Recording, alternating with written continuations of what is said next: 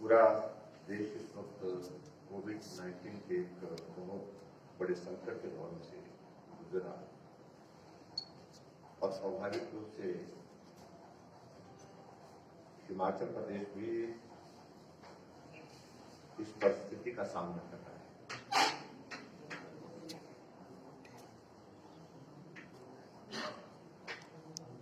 लगभग 1.25 साल से ज्यादा का ये कोविड का ये दौर पूरे देश भर में है और हिमाचल प्रदेश में सब देख रहे हैं।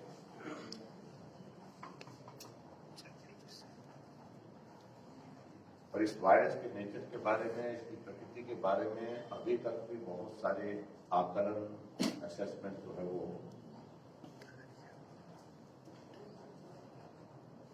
किसी निष्कर्ष पर पहुंचने की स्थिति में नहीं हो पाए। अगर हम इस बात को देखें कि 1 साल पहले, 1.25 साल पहले जब वायरस की शुरुआत हुई थी और उस वक्त हिमाचल प्रदेश में अगर हम अपने यहाँ की बात करें तो वायरस का संक्रमण बहुत धीरे थे।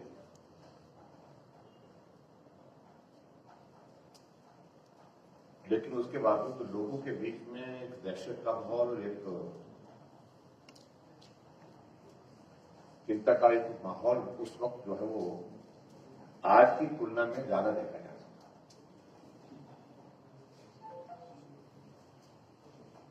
अभी आज के दौर में अगर हम इस बात को कहें कि इस वायरस में और 1 साल पहले के वायरस में इसका समाज पे क्या किस प्रकार का एक इम्पैक्ट रहा, तो मैं कह सकता हूं कि बहुत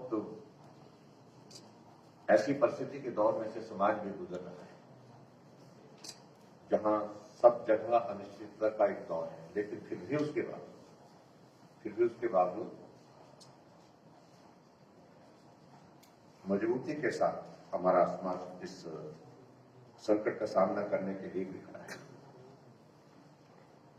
इससे पहले मैं अगर और बात कहूं, मैं आप सबके माध्यम से हिमाचल प्रदेश के सभी भाई बहनों का आभार व्यक्त करना चाहूंगा। इस संकट के क्षण में बहुत बड़ा सहयोग उनका मिला, बहुत सब्र, बहुत संयम के साथ उन्हें सहयोग दिया है सरकार।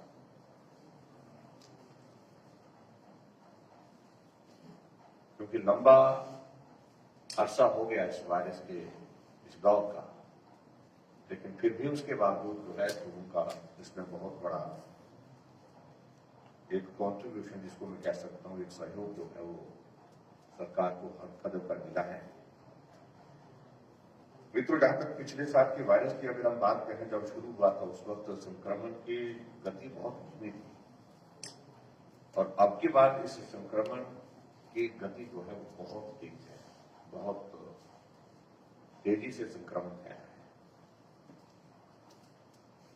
हमारी धारणाएं बहुत सारी चीजों को लेकर के गलत साबित हुई। पिछली बार जब ये संक्रमण शुरू हुआ था लगा था कि गर्मी का मौसम आएगा, मार्च के बाद, अप्रैल के बाद तो संक्रमण कम हो जाएगा, लेकिन ऐसा हुआ। और ये भी बात देखने की बात आई है कि इस वायरस ने अलग अलग रीजन में अलग अलग समय व्यतीत किया।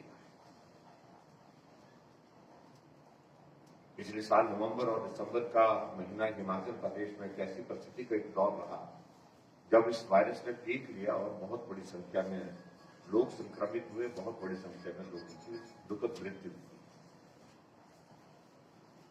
लेकिन उसके बाद फिर एक स्थिति ऐसी भी आ गई कि अब की बार फरवरी के महीने में हमारे सामने जो है वो मामले बहुत कम रह गए थे। लगभग 218 मामले कुल रह गए थे, अब 218-19 मामले रह गए थे एक्टिव केस। और बहुत सारे जिले तो कोविड फ्री डिस्ट्रिक्ट हो गए थे और उसमें हमारा हमीरपुर भी उसमें एक शामिल। लेकिन एक उसके बाद एक स्थिति हमारे सामने फिर से आई और इसके कारण ये स्थिति आई कि उसमें वायरस फिर फैला, तेजी से फैला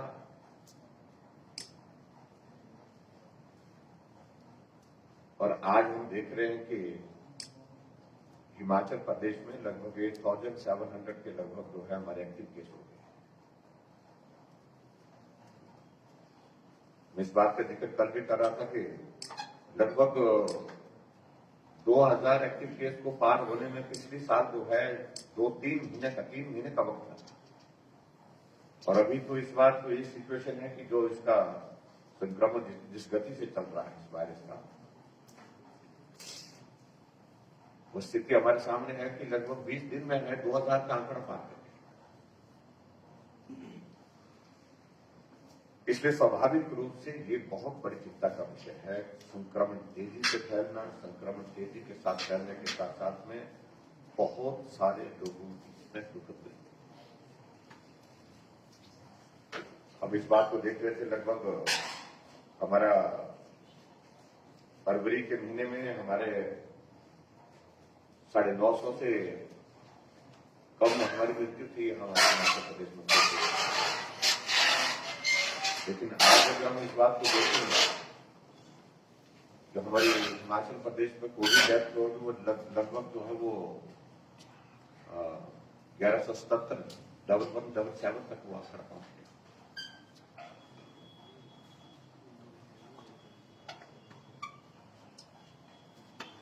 जहां हमने हिमाचल प्रदेश में जो टेस्टिंग की है लगभग 13,86,000 से ज्यादा हमने टेस्टिंग की है।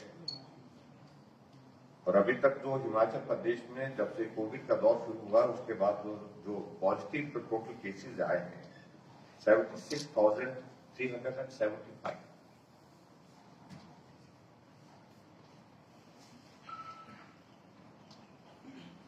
और इस बात को लेकर के भी थोड़ी हमारी चिंता है, क्योंकि अभी के इस दौर में जो है पॉजिटिविटी रेट जो है वो बहुत ज्यादा एकदम बड़ा है 5.29।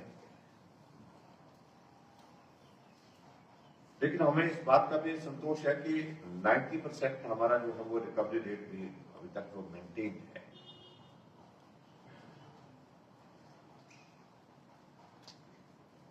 और इस वायरस के बढ़ने के कारण जो है कुछ जगह हमने हिमाचल प्रदेश में जो है वो कंटेनमेंट जोन, जहां एनब्लॉक जो है 10 केस 15 केस 20 केस एक साथ आ रहे हैं, वहां इस वायरस को हैंडल करने के लिए हमने कंटेनमेंट जोन बनाए हैं। और वो कंटेनमेंट जोन एट प्रेजेंट हमारे पास हिमाचल प्रदेश में 550 है, 550 कंटेनमेंट जोन हिमाचल प्रदेश में बनाए हैं। और माइक्रो कंटेनमेंट जोन का मतलब ये होता है कि वहां फिर रिस्ट्रिक्शन थोड़ी ज्यादा इन्फोर्स होती है, क्योंकि वहां लोगों का आना जाना, लोगों का बाहर जाना, इन सारी चीजों को रोका जाता है। और वहां गवर्नमेंट की ओर से हम कोशिश करते हैं कि वहां उस कंटेनमेंट जोन के अंतर्गत जो जितने भी लोग हैं उनको सारी सुविधाएं की दृष्टि से, जो व्यवस्था की दृष्टि से जो मदद करने की बात आती है उसको किया जाता है।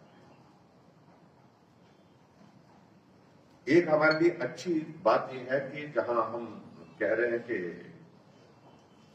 हमारे हिमाचल प्रदेश में लगभग 8,700 के लगभग जो एक्टिव केसेज हैं, उसका एक बहुत बड़ा हिस्सा जो है वो लगभग 8,000 के लगभग जो है 8,000 से अधिक जो है वो हमारा हिमाचल प्रदेश में अभी तक जो है वो होम आइसोलेशन है।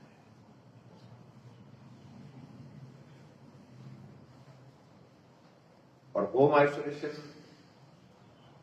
के मैकेनिज्म को स्ट्रेंथन करने के लिए, मजबूत करने के लिए हम अभी जो ये डिस्ट्रिक्ट वाइड जा रहे हैं उसके लिए फोकस होकर के काम कर रहे हैं कुछ स्टेट में,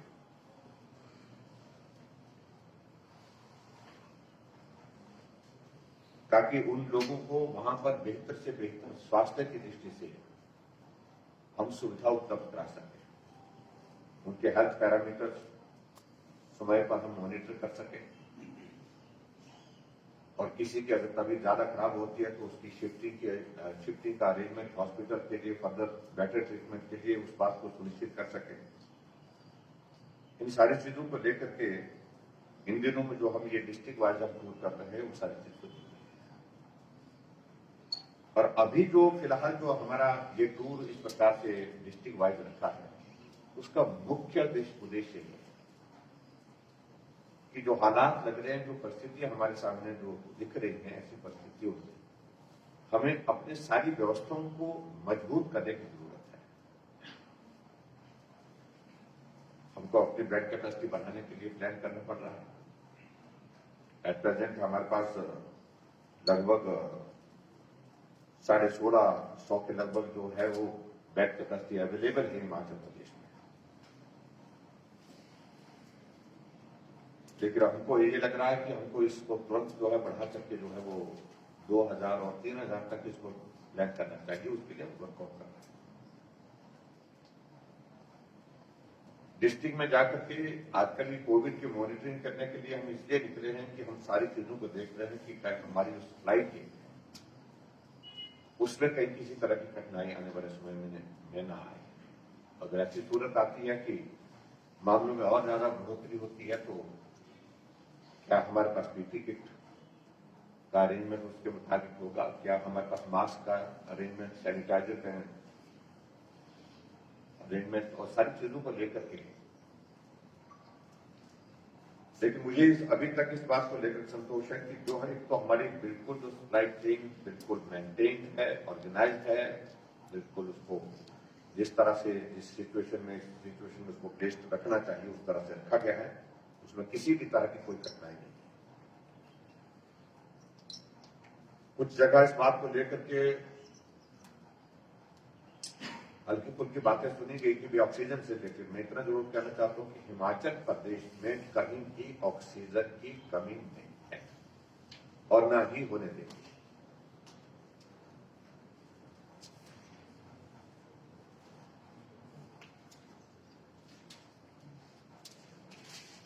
हमने अभी इस बात को लेकर के सुनिश्चित किया है कि जो हॉस्पिटल में हमारे पेशेंट कोविड के जो एडमिट है, सीनियर डॉक्टर्स उनको विजिट करें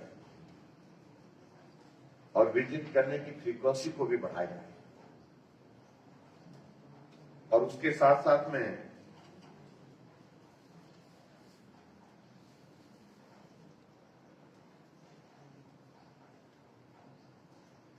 जो हमारे हेल्थ के हमारे जो बाकी हमारे कर्मचारी हैं, जिसमें हमारे नर्सेज हैं, जिसमें फार्मासिस्ट हैं, हमारे दूसरे हेल्थ वर्कर्स हैं, उस बात को सुनिश्चित करें कि वहां पर वो विजिट करें।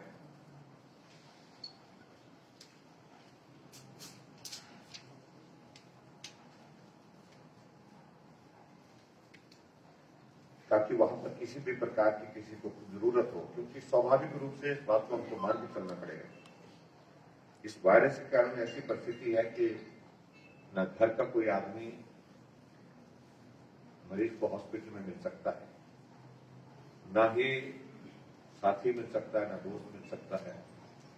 ऐसी सूरत में सारे का सारा ये दारोमदार दायित्व, ये जिम्मेवारी हमारे जो फ्रंट लाइन वर्कर्स और जो हेल्थ केयर वर्कर्स उनको है, और वो जिम्मेवारी के साथ काम कर रहे हैं। और बेहतर सुविधा देने के लिए उनके लिए जो प्रयत्न प्रयास किए जा सकते हैं उसके लिए हम बिल्कुल लगातार उसकी मॉनिटरिंग कर रहे हैं।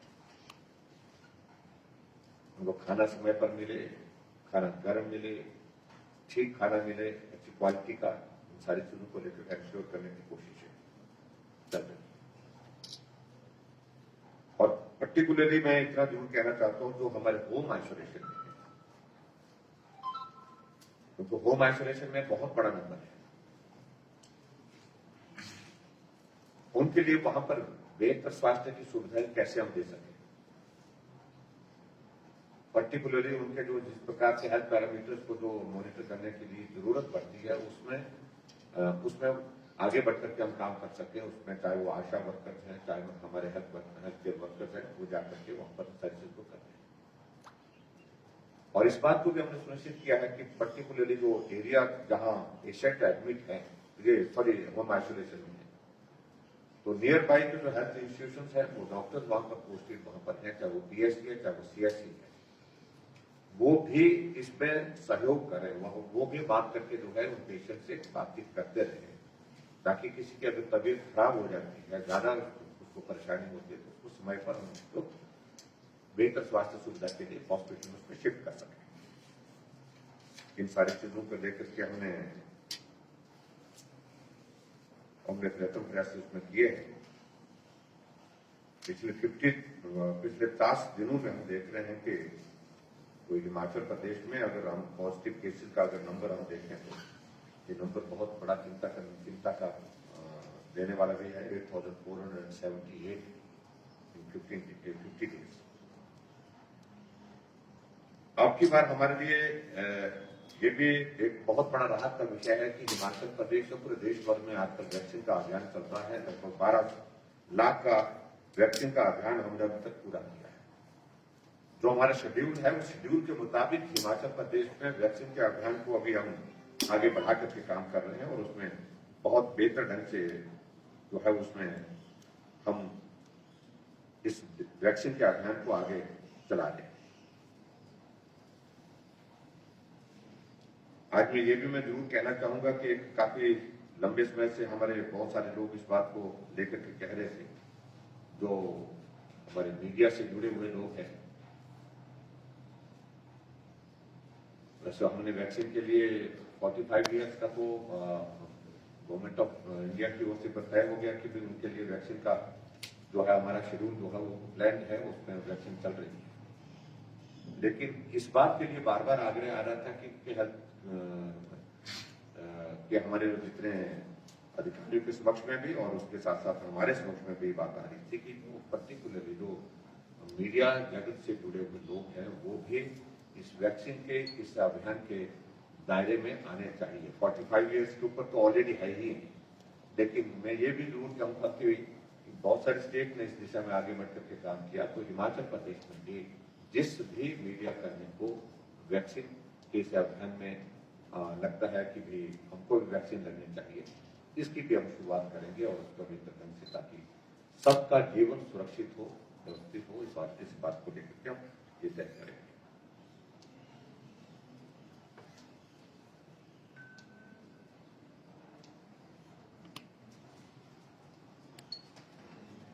पिछले 10 दिनों में हमने कोविड-19 के इस दौर को देखते हुए हिमाचल प्रदेश में लगभग 400 हेल्थ केयर वर्कर जो है वो, जिसमें नर्सिंग हैं, लैब टेक्नीशियन हैं, क्लास 4 हैं, सफाई कर्मचारी हैं, उनको आउटसोर्सिंग पर हमने दिया है ताकि सारे सिस्टम को, सारी व्यवस्थाओं को अपग्रेड करने के लिए जो हम उसमें काम कर सकें। तो ये कुछ बातें मुझे आपके ध्यान में लानी थी। मुझे इस बात को लेकर के भी प्रसन्नता है कि मीडिया बहुत जिम्मेवारी के साथ इस कोविड के संकट के दौरान जो है पिछले 1 साल 1.25 साल से जो काम कर रहा है, सही जानकारी लोगों तक पहुंचाना और लोगों को अवेयरनेस की दृष्टि से भी मदद करना।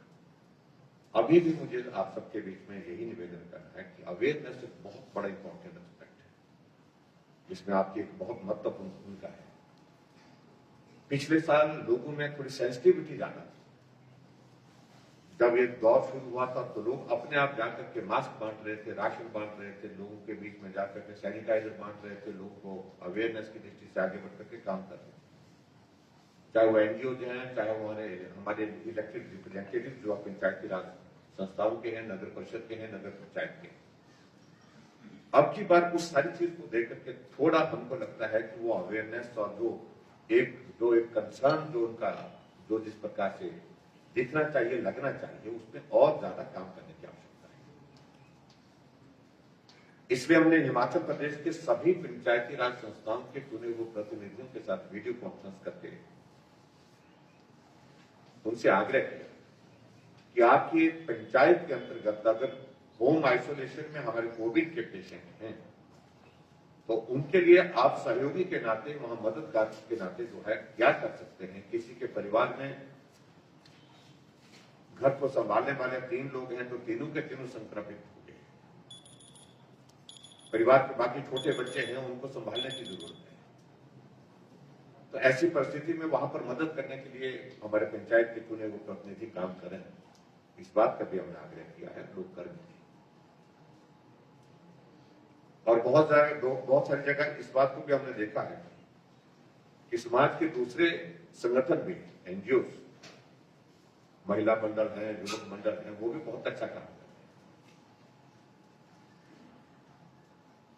उनसे मेरा आप सबके माध्यम से इस बात के लिए जरूर आग्रह है, अपील है कि वो सक्रिय होकर के काम करें, ताकि हम इस संक्रमण के, इस संकट के इस दौर में जो है बहुत बेहतर ढंग से जो है सारी चीजों को कर सकें।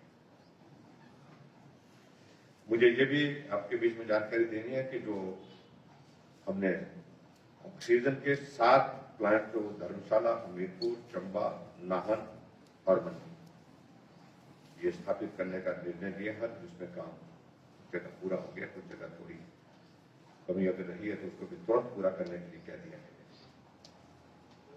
कि ऑक्सीजन की कमी ना हो, क्योंकि ऑक्सीजन एक बहुत इंपॉर्टेंट कंपोनेंट है सारी इस दौर में, इस वायरस के इस दौर में, जिसकी बहुत ज्यादा जरूरत महसूस होती है। और मैं उम्मीद करता हूं कि सबके सहयोग से इस दौर को भी हम पार करेंगे, जैसे हमने पिछला कोविड का वो दौर में सफलतापूर्वक पार किया। काफी हद तक मामलों में कमी आ गई थी, ये दौर भी समाप्त होगा। उसमें आप सबकी कोऑपरेशन, आप सबका सहयोग जो अपेक्षित है उसकी उम्मीद करता हूँ, उससे मुझे पूरा भरोसा है और उसमें निश्चित रूप से जो है वो आप सबका सहयोग उसको मिल रहा है। वैक्सीन के अभियान का जहां तक हिमाचल प्रदेश में इस दौर में हमारा कार्यक्रम चल रहा है, वो शेड्यूल प्रोग्राम जो चल रहा है यथावत चल रहा है, उसको कहीं किसी प्रकार की कोई बाधा, कोई दिक्कत नहीं। लेकिन फिर भी मैं इतना जरूर कहना चाहता हूं कि वैक्सीन एकमात्र ऐसा उपाय नहीं हो गया कि इसके कारण आप ऐसा महसूस करें कि अब वायरस किसी को चपेट में ले गए। आदरणीय प्रधानमंत्री जी ने पूरे देश के सभी चीफ मिनिस्टर के साथ जो वीडियो कॉन्फ्रेंस की थी और उस वीडियो कॉन्फ्रेंस के माध्यम से जो बात कही थी, उन्होंने यही कही कि वैक्सीन एक उपाय है, जैसे मास्क एक वायरस से बचने का उपाय है, जैसे सोशल डिस्टेंसिंग एक उपाय है बचने के लिए, इसी तरह से सैनिटाइजर, बार-बार हाथ धोना ये एक उपाय है, और उसी तरह से एक बेहतर और कारगर उपाय जो है वैक्सीनेशन है। ये वैक्सीन है, तो इसलिए वैक्सीन का उपयोग ज्यादा से ज्यादा कर रहे हैं। और मुझे इस बात की भी प्रसन्नता है कि हिमाचल पूरे देश भर में उन राज्यों में से है जहां वैक्सीन बहुत जिम्मेदारी के साथ उसका उपयोग किया जा रहा है। हिमाचल में 0% हमारी वेस्टेज है वैक्सीन, ये हमारे लिए बड़ी खुशी की भी बात है, ये मैं आपके बीच में कहना चाहता हूं। और इसलिए स्वाभाविक रूप से हमारे हेल्थ केयर वर्कर्स ने बहुत बेहतर ढंग से काम किया है।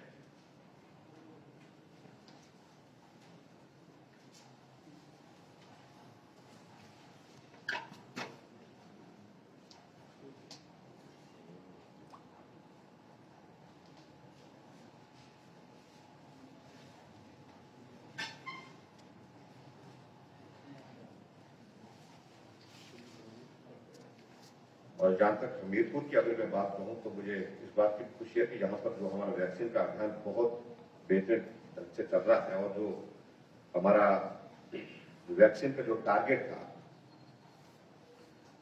उसको हम आगे बढ़ करके उसको पूरा करके जो है उसको उस टारगेट से भी हम आगे बढ़ करके काम कर रहे हैं।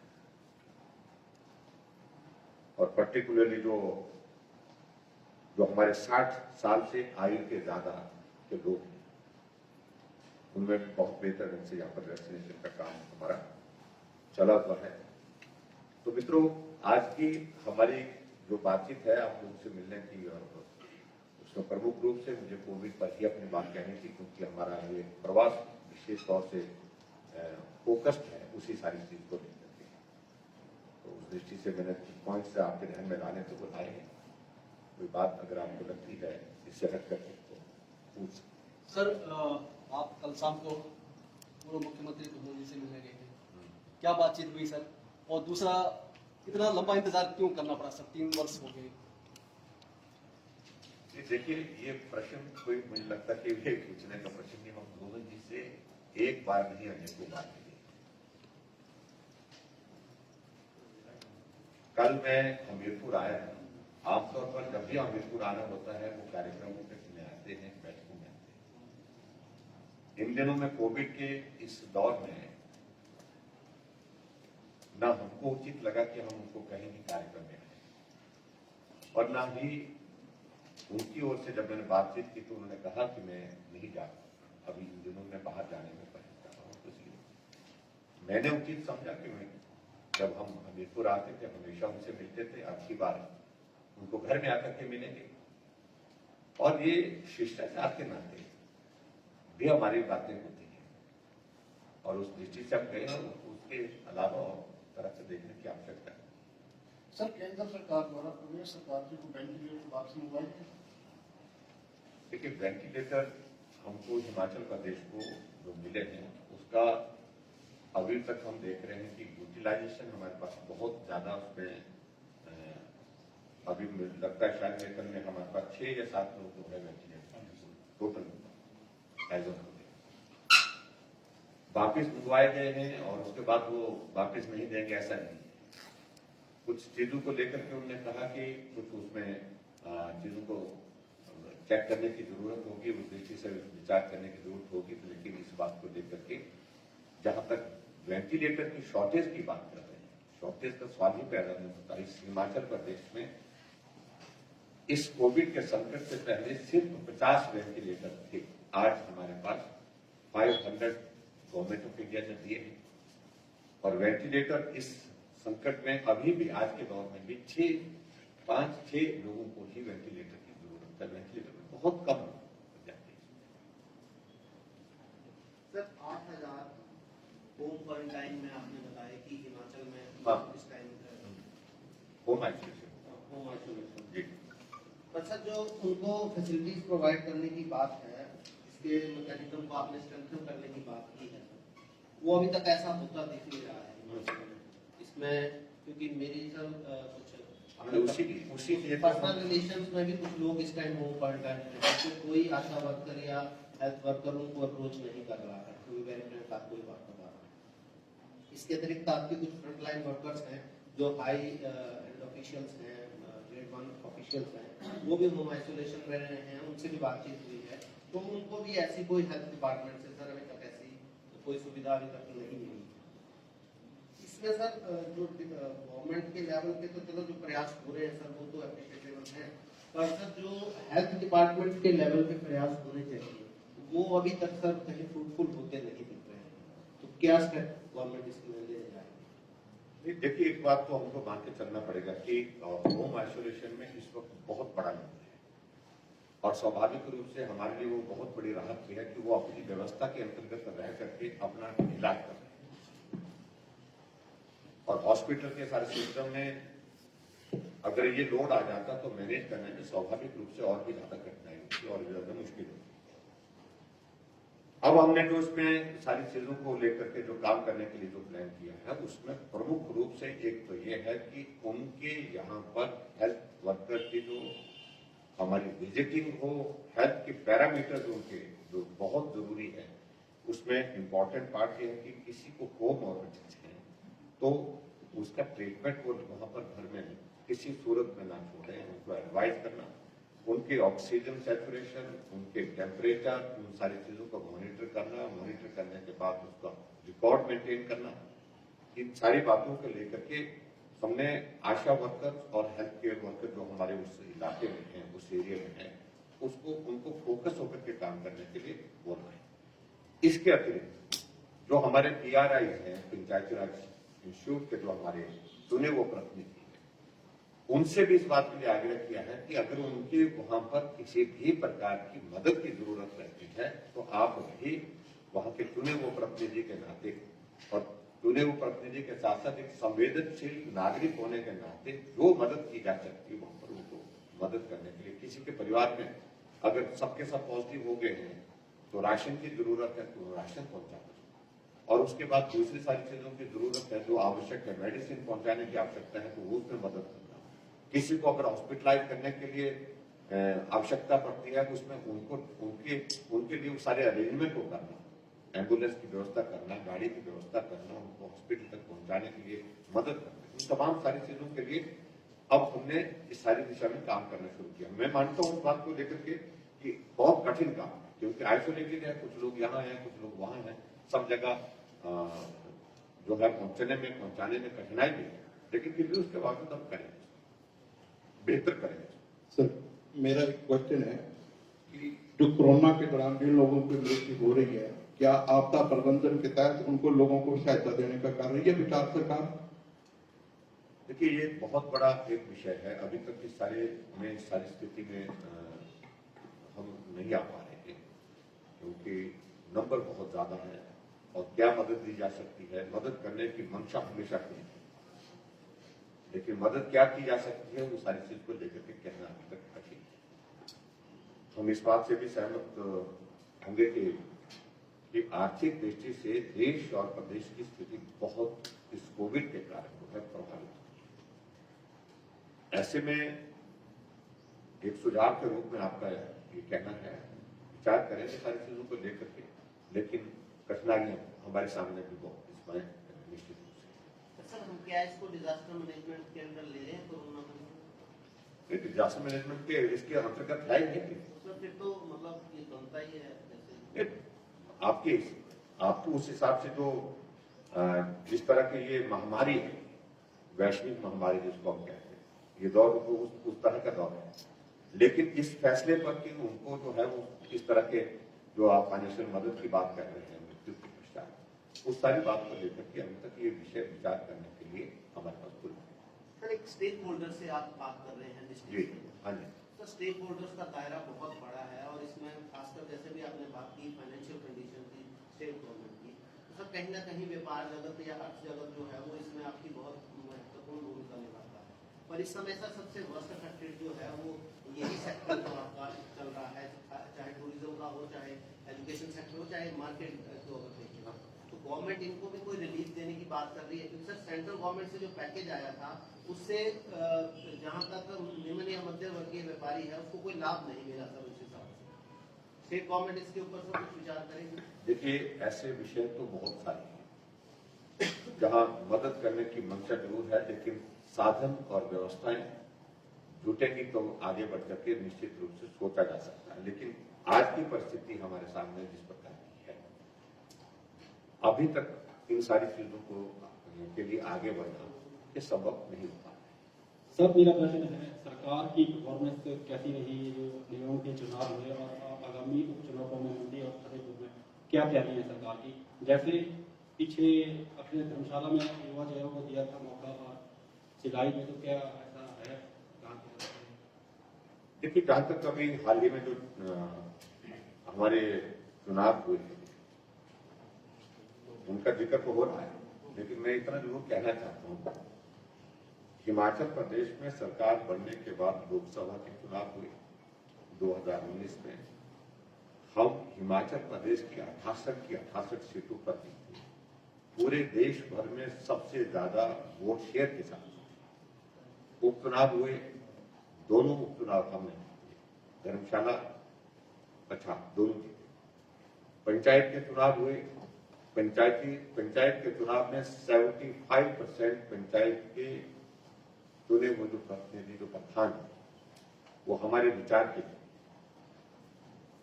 नगर परिषद में हम जीते मेजॉरिटी, नगर पंचायतों में हम जीते, और कॉरपोरेशन की अगर हम बात करें, अगर कॉरपोरेशन की अगर बात करें, हिमाचल प्रदेश में अभी 4 कॉरपोरेशन के चुनाव हुए।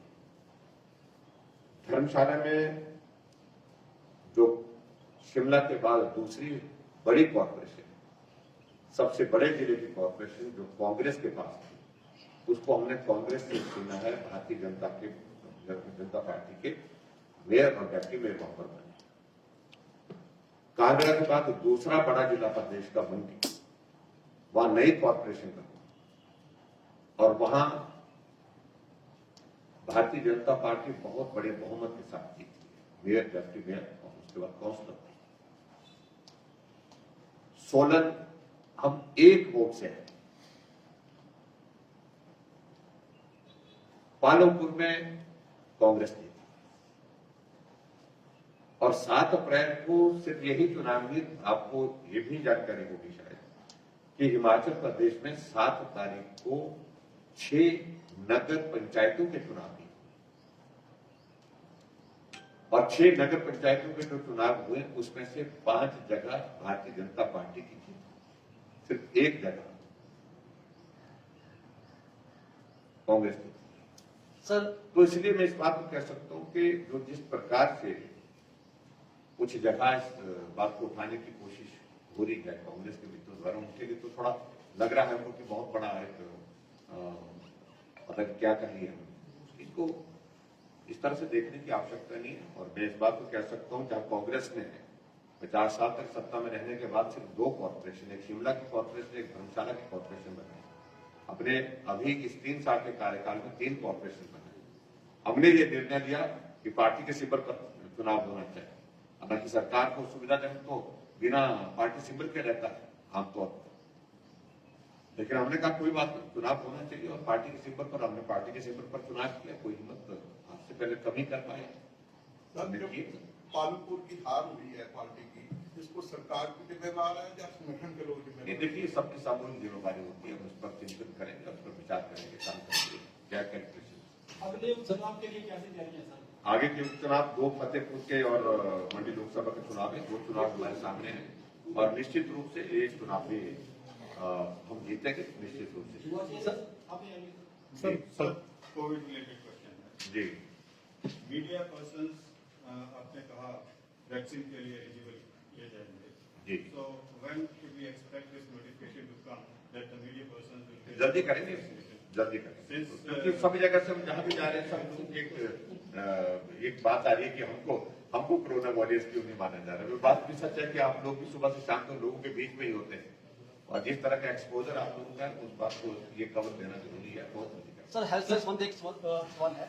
प्रदेश में 2 मेडिकल कॉलेज हैं बड़े, हमीरपुर और टांडा, दोनों ही जगह सर ना तो MRI फैसिलिटी है, अभी ना हमने सिटी स्कैन की फैसिलिटी है सर। बजट में हमने अनाउंस किया है कि कोई भी मेडिकल कॉलेज जो है MRI और इसके सिटी स्कैन की सुविधा के बिना नहीं होंगे। और यहाँ हमीरपुर में अभी हाल ही में जाकर के पर हमने सारा कर लिया है, हमने साइट भी विजिट कर लिया है, प्लान भी कर लिया है, बहुत जल्दी यहाँ पर प्रदेश के सब 2 पूर्व मुख्यमंत्री हिमाचल से बाहर प्राइवेट हॉस्पिटल में इलाज करवाते हैं। क्या लगता नहीं है कि हिमाचल में जो हॉस्पिटल हैं उसमें जो कमियां हैं उनको दूर करने की जरूरत है सर?